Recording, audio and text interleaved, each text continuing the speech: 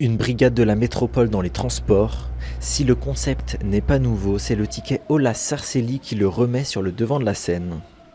Ce projet, il est réfléchi depuis de nombreuses années, puisque nous avons alerté le président écologiste de la métropole aujourd'hui. Et les chiffres qui nous ont été donnés et qui ont été révélés par le ministère de l'Intérieur sont juste effarants. Ils sont contents, nous pas. On ne peut pas se contenter d'une agression toutes les heures et tous les jours de l'année, donc ça, c'est pas possible. On est allé voir ce qui se faisait dans d'autres métropoles, notamment la métropole de Montpellier, qui, à peu près pour 500 000 habitants, on va dire, prévoit 42-43 policiers dans un premier temps. Et donc, on s'est dit, sur une métropole comme la nôtre, avec un réseau comme le nôtre, il en faut bien 3 fois plus dans un premier temps. Donc, on est parti sur 120 sur cette échelle-là.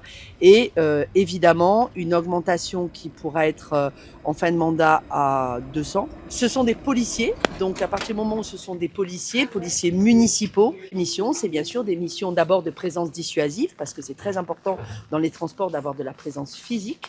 Ils auront des missions bien sûr de veille, de surveillance, d'interpellation, d'opération. Ils auront toutes les missions d'un policier municipal, de policiers municipaux. Tout ça pour une intervention rapide, efficace et la mise en place d'une chaîne, finalement une chaîne d'intervention, une chaîne de sécurité qui aura son efficacité, on le sait. Tiffany Joncourt, tête de liste du Rassemblement national, revendique la paternité de la mesure et dénonce un exercice de communication opportuniste du clan Aulas-Sarcely.